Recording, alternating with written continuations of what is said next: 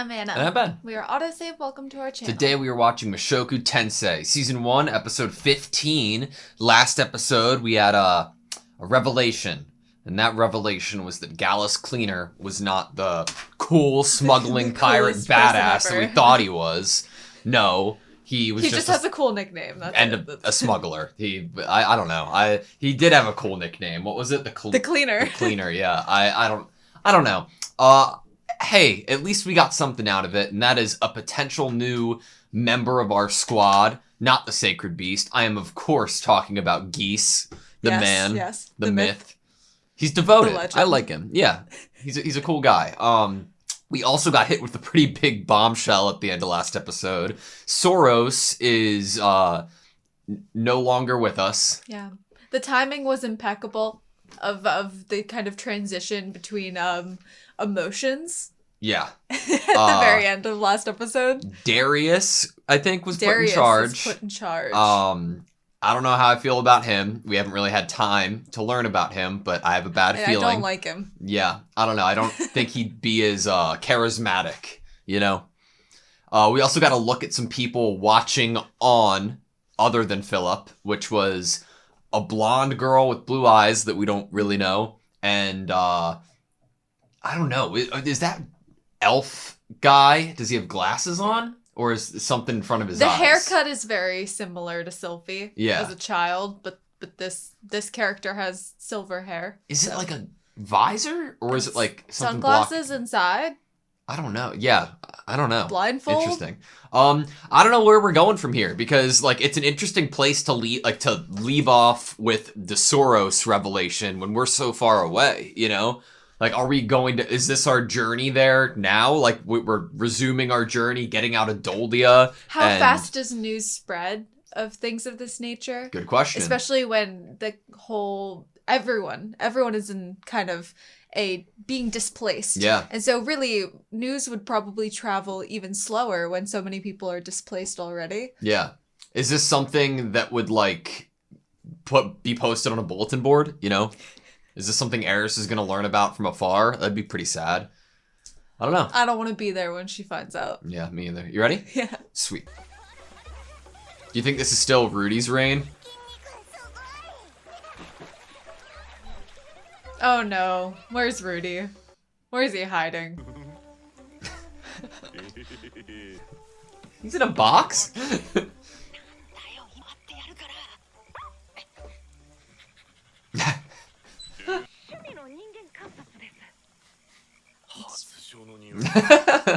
He's honest. But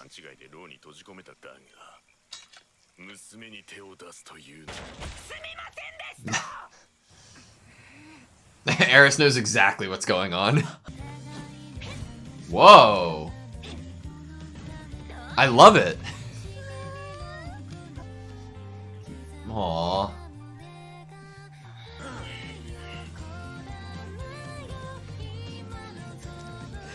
Geese is still locked up? What? He cheated in gambling, right? Yeah. And he wasn't locked up under a misunderstanding, yeah. So... Geese is gonna serve his time honorably, you know. And then join the gang. Are we trying to train the Sacred Beast? Aw.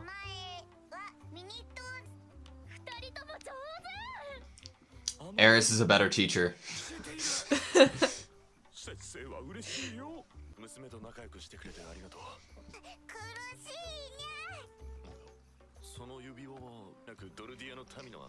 Oh my god, please.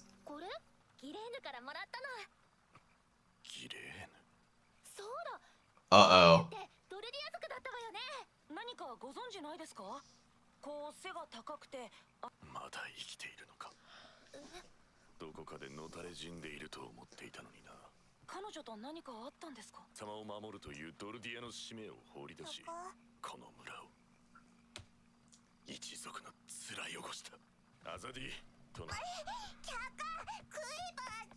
Sister?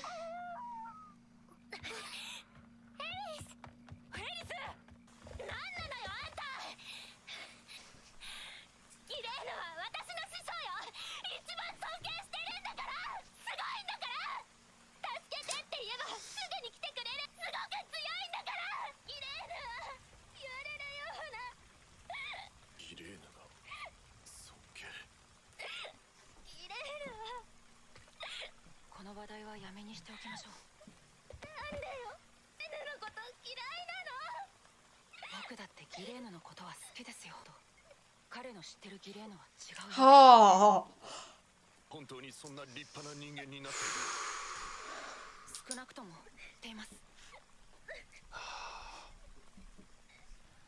I love how deep it goes, you know? I want to learn everything.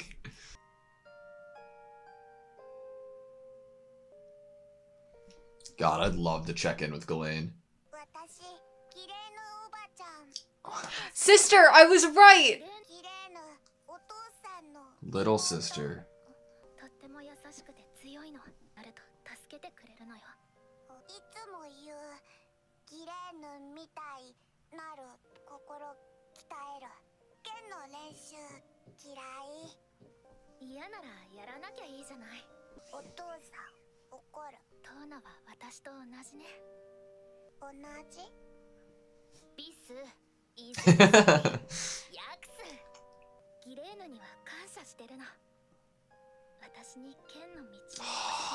The bruising's such a good touch.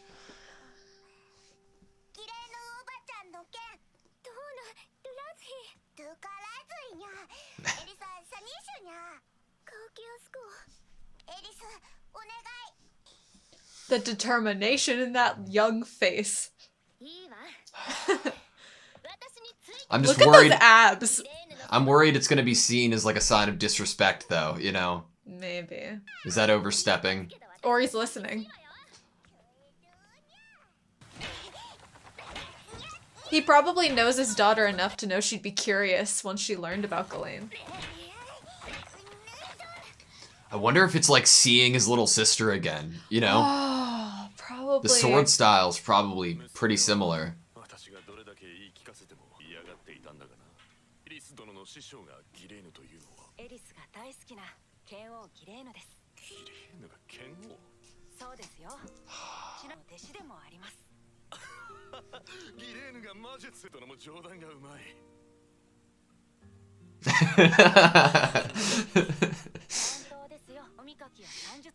This makes me so happy.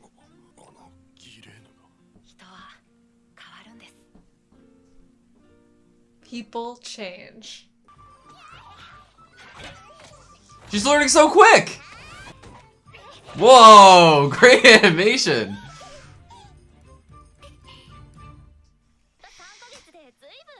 Three months?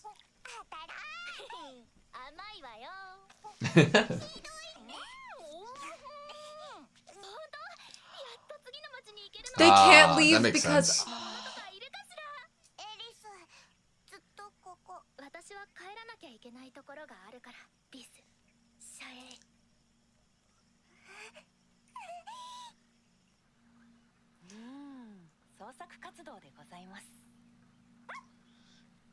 Is Ruijiro just spent this whole time just like brooding in a tree somewhere?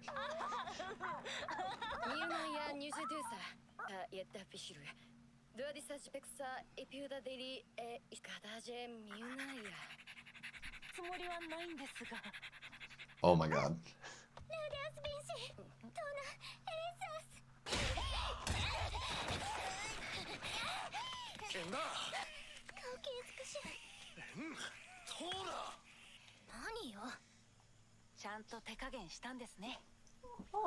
The scratches too. Someone being inspired by Rudy, maybe.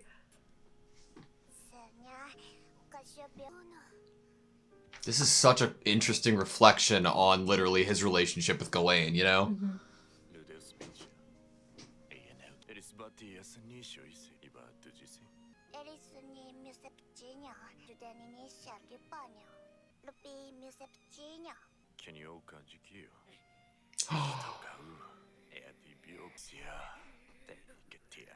Wow.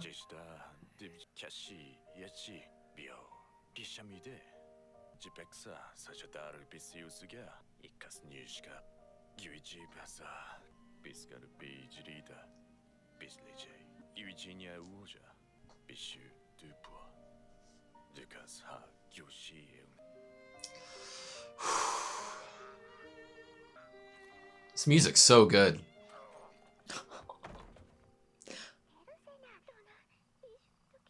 You'd think that they'd have, like, perfect vision at night. Well, the one that tripped is the one with the dog ears. Ah, true.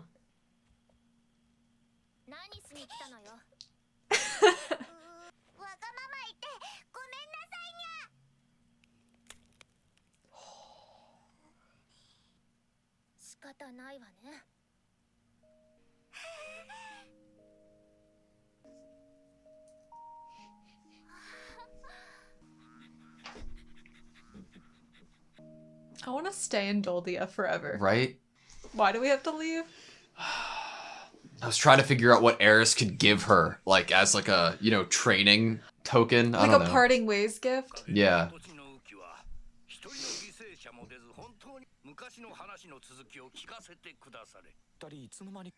Does Gustav know that he's a superherd?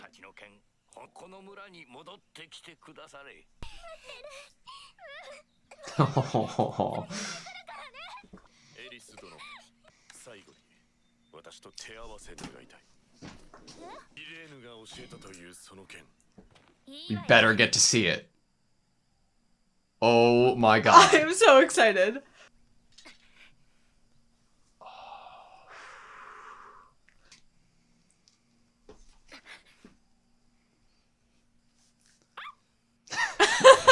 Is the Sacred Beast the referee? Yeah.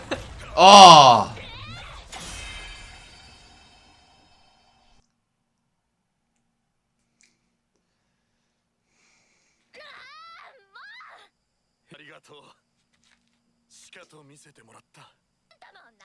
It's all it needed?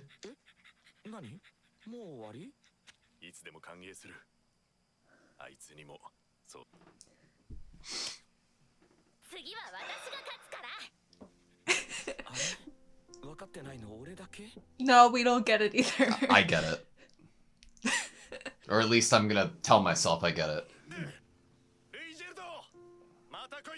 Look, he has little...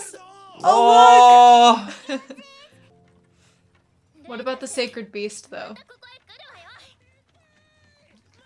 Yes! He served his time! That's why we stayed here so long, not because of the rainy season. God, Geese is so cool.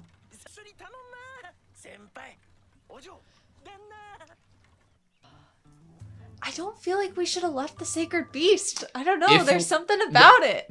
But doesn't that make you feel like the Sacred Beast is gonna return and save the day, or like come back, Maybe. you know? It was upon maturity that it would Yeah. travel with a hero. It's a great seed to plant. Oh.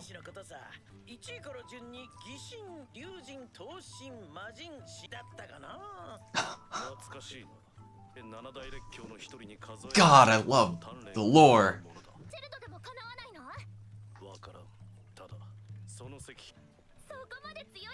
Any shot that that's the guy who took Ghislaine? One of them?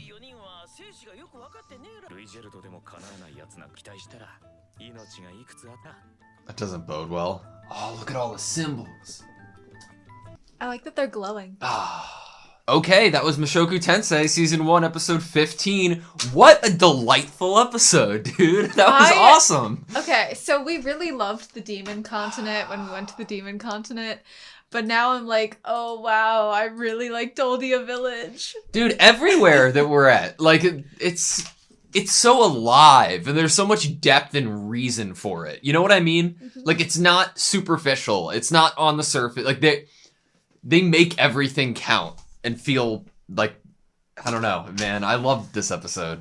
I really appreciate, upon going to all these new places and these different places, hearing the change of language Oh, yeah. and dialect. I am really into that kind of change where everyone talks in, you know, obviously either a different language. I don't know what language. Yeah. These different, you know, beast language are modeled after in the real world. I doubt they're made up. Hey, man. They could be totally. In some works of fiction, manufactured. the authors, like, at least for a substantial amount of it, created their own language to give to people. So that could be it. It could be it. If that is the case, then they did a really good job Yeah. at creating languages that sound real. It's a lot of work to like add in that other dimension of having a difference in language in a story, but when you're able to do it and not focus on it too much, right? The seeds were planted before. It was implemented that these characters that we knew were learning different languages. Mm-hmm. And the payoff is so huge when it's something as simple as Eris trying to communicate with these people, teach them her own language, and then you can use another person's language to make a more emotional point, you know? Right. That's a really great point to bring up, because in actuality, I'm going to say that the addition of making it so that other people from other places speak different languages enhances the story exactly in the way that you're saying, that there creates that kind of the showing of different emotions that happen and different challenges that happen when you can't necessarily perfectly communicate with someone, or you want to try to strive to learn something in order to communicate with someone. Yeah. It can show growth. It can show connection. There's some really great things that it can show. But on just a surface level, they didn't need to speak different languages. No. It's that it enhances things. It makes things better. Because I've definitely seen quite a bit of things, media that takes you traveling different places, but everyone speaks the language that the show is in. And it's like, okay, yep, I can, like... and it's not like that detracts necessarily, because you're not given any reason to, It's fiction. You have to suspend yourself in a certain amount of disbelief when you, like, encounter fiction and watch it, and, like, if they give a reason, great. If they don't, great. You have to appreciate the work for what it is. But to, like, agree with you, man, when they do go that extra mile and then pay it off like they did, it elevates this world and this product, right? Like it wasn't so high. I don't think it's necessary for plot, and plot movement.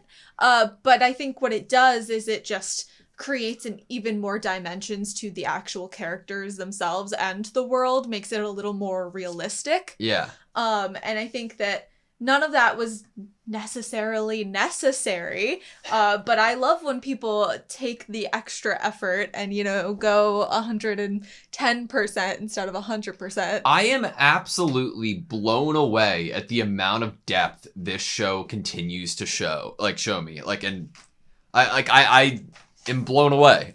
I find it so hard to predict things for this show. And we've said it a lot that it definitely goes against expectations. It makes you go down one path of what you think's going to happen in the plot or with the next episode, and that's not necessarily what happens. Sometimes you get kind of glimpses into what's happening in other parts of the world that you never even... I wasn't like, what's Soros up to right now? Or what's Roxy doing? And she's at a bulletin board. I can't predict things as well in this show as I feel like I can flatter myself to say that maybe in some other shows I feel that I can predict a little bit better.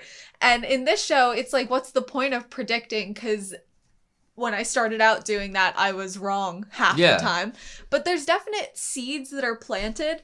And I think because I know that my immediate prediction isn't going to be right, it makes me want to analyze it even more and theorize even more. Because I'm like, the sacred beast.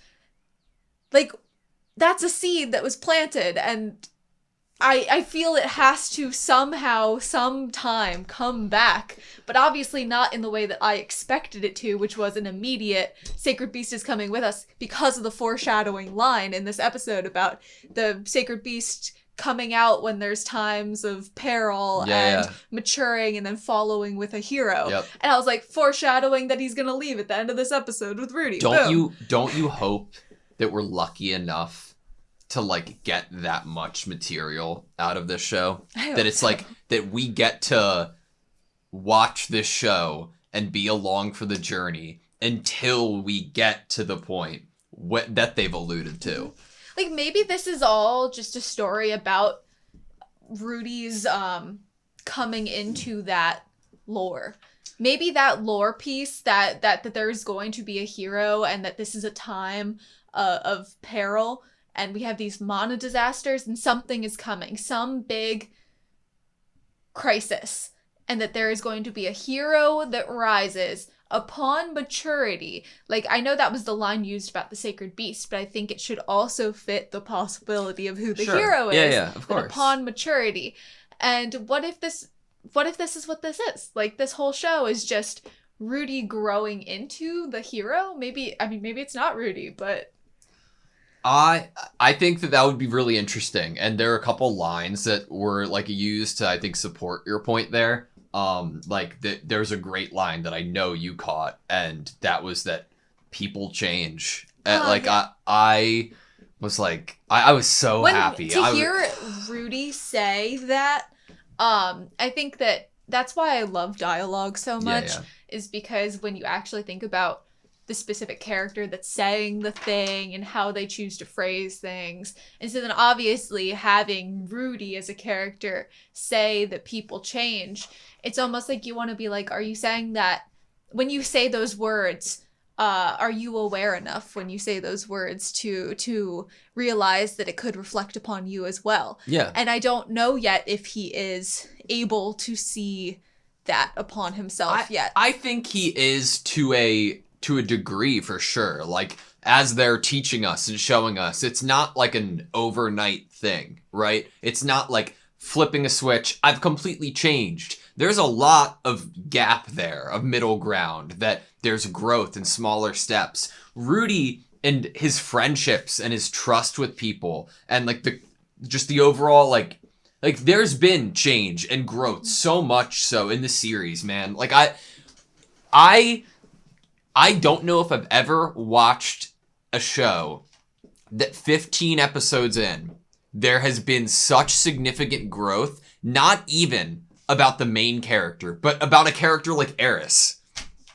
How far have we come that Eris is now training beast people and using her language skills, and she's not only training them, in swordsmanship, but she was also teaching them how to like introduce themselves. And I am like really loving how Eris's character is growing and kind of the roadmap for that character. I love so Eris. good. She's so entertaining. She's so fun. She's so endearing. There's something You think about... this is a book? I mean, it was probably Manga. based off of. But I guess the reason, like, I'm sorry to interrupt your point, but it's like Eris is a prime example of it. But like thinking about how that how it reflects Uncle Guy's relationship with Ghislaine, and it seems so well plotted out, doesn't it? Mm-hmm. There's something like there's something about Eris's facial expressions that I just truly love, and I think that this story, I think that this is an example of where the fact that it was probably from a manga, Mm-hmm. If this was just written and it was just words and there were no pictures, I don't think it would do it justice to like feeling a care and love for the characters, because Eris's little facial expressions that she makes are one of the most endearing things that I've ever seen. And if I was hearing or reading this story and I didn't have those actual like pictures of how her face lights up, mm-hmm. and the determined faces she makes and the excited faces she makes, they're so pure. Yeah. And honest. I feel like her face, I feel like they've created her character to be like really honest about her feelings, and she's obviously a very stubborn character as well. Yeah. But there's something so endearing about the true to herself, confident, borderline cocky sometimes, honest, purity, innocence that I love about Eris's character. So I got really concerned once we started stepping in, once I had a second to think about us stepping into the whole territory of Ghislaine having the connection and what it was with her brother here, because I was like, how long are we going to stay here? Like, it's going to be a tough ask to be able to try to find a fulfilling conclusion in a very short amount of time that's believable and not forced. Like, oh, I had this vision of my sister, but tomorrow I'm gonna wake up because I was told something and it's gonna be completely different. Like I this didn't feel like a 22-minute episode or whatever. Like it felt like it was longer, and the way that they paced it over the course of 3 months, right? Mm-hmm. And the work that's going in not only to Geis, but seeing the reflection of what Ghislaine has taught Eris so that Eris can teach his own daughter, and seeing that obviously this person who is spending so much time and energy and effort caring about his daughter looks up with such admiration and respect to Ghislaine herself. Mm-hmm. And over this long period of time, it's going to affect you and change your perspective on things, you know? Mm-hmm. So good. I wrote down Rudy's line about Ghislaine, since we're on the Ghislaine subject. Yeah. When Rudy kind of steps in to, I guess, to try to mediate or calm down Eris as she's crying and screaming at guys, you know, he says that the Ghislaine that we know is not the same Ghislaine that they know. And I really liked that. And then it goes with Rudy saying that people change, you know, later on in the episode. And it is, I really liked that line. There's something about it of remembering that as years pass, people can change for the better, for the worse, but they can change dramatically. They could be a different person. Their priorities could have completely shifted. Their empathy, their compassion could have completely changed. Their awareness of the world, their desire to learn. Obviously, he was like, "Are you joking?" When Rudy was like, "Yeah, she's my student in magic." Yeah. You know, it didn't even occur to him that his sister could have ever wanted to learn anything, let alone swordsmanship. And that magic and reading and writing and arithmetic, that she was willing to learn any of those things, and that she had a connection with a child enough to give a village family heirloom ring over to her, and that this child was willing to cry defending her name. Yep. Like, I think that's really awesome, because I think that I just never thought they were going to use Ghislaine to show us an example of what we're slowly seeing that they're trying to tell us about Rudy. Yeah. About people changing. And that's really interesting, that it's like, it's not just about, oh, here's this character that we told you what he was like before, and now you're going to follow him and see how he's different in this new life. Yeah. It's like, but you should realize and you should be aware that that's kind of how it is for everyone. That your circumstances that you're put into, when your mind changes, when you meet new people, when you leave home, every experience that you have, every decision you make can inform the next and develop who you are. Yeah. And it doesn't need to just be Rudy that changes. It's showing us that everyone can. Yeah. And everyone could.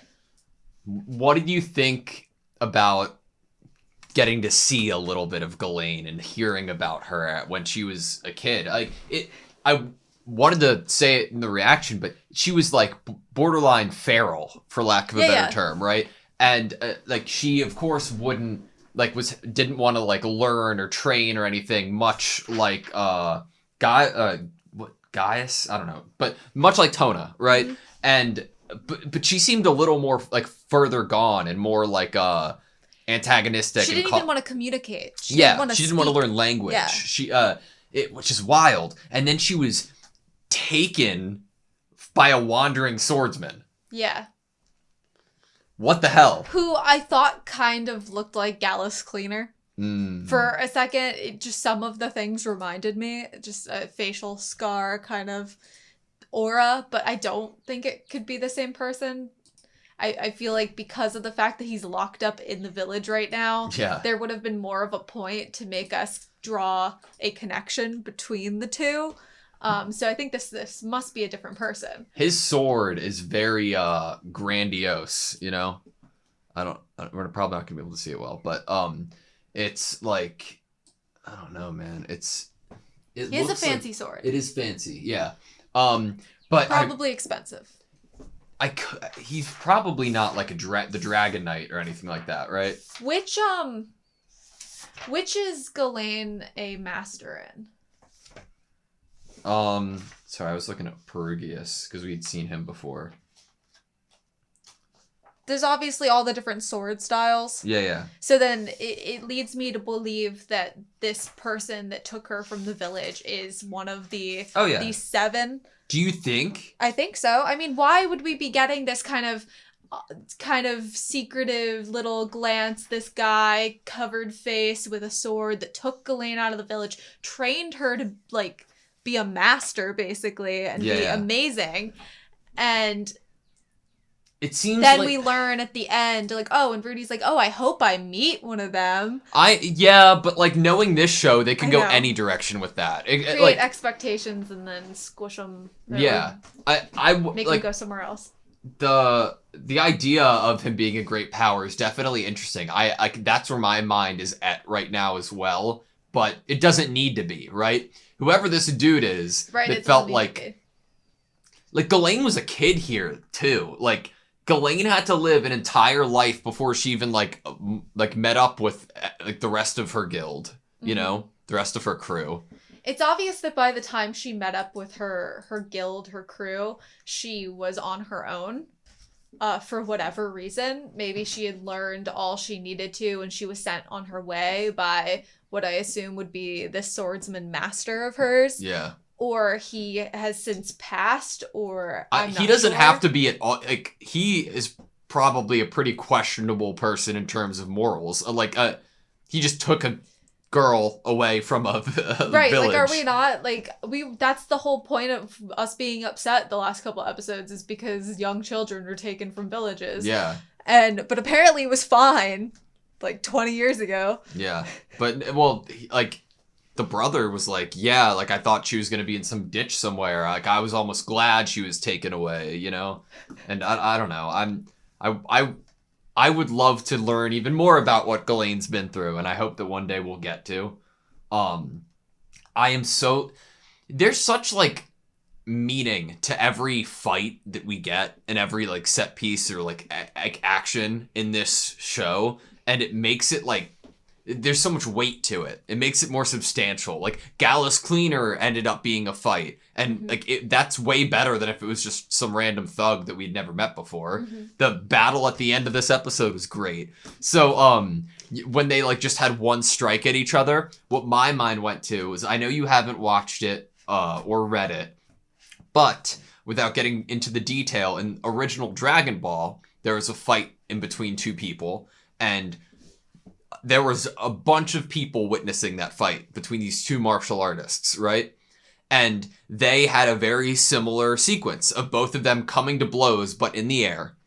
And then the announcer's like, oh my God, what just happened? And then they go into this comedic breakdown that during that 1 second interaction, they played rock, paper, scissors several times within the air. And they are just so quick and so fast and so skilled that nobody with an average eye could have seen or perceived that they were doing all of that within that 1 second, you know? So in my mind, I'm like, oh, they had like this crazy fight sequence that Rudy just wasn't able to see because he's not like fast enough. Which honestly, if he had used his eye, he might have been able to understand what they were doing, but he wasn't thinking like that. Well, I'm like half joking with that comparison because it could just as easily be just something about technique, and like somebody who's that well versed in sword, like using a sword, would probably be able to tell, you know, who actually got the better of the other in that interaction. It was awesome though. I was really excited.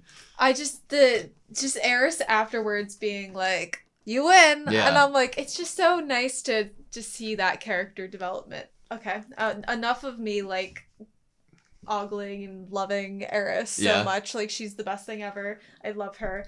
My last thing that I wanted to bring up was the use of ogling is not the right word. I don't know why I went with that.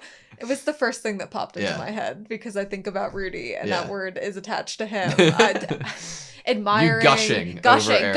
Yeah, that's it. I love Eris. Okay, enough She's about great. that. Shelf that for a second. Yeah. The last thing that I wanted to talk about was the use of fire. And it kind of flickering and the silence that it brings, but also I for some reason was finding that this episode mirrored when we went to Roxy's village and we were learning Ruijerd's story in front of the fire and what was happening to Rudy at that time when he was looking at the fire, and we were seeing those little glimpses of him. The first time we were ever seeing glimpses of his past self within this world other than flashbacks was then. And so I do find that, like, maybe if you were to break down every time that there is fire in that kind of very quiet time, that maybe the quiet is actually a lot more powerful, and maybe that they're kind of connected in terms of like how the story is progressing and how Rudy is progressing. It's almost like a little moment of reflection within the fire, and so I wanted to talk about that.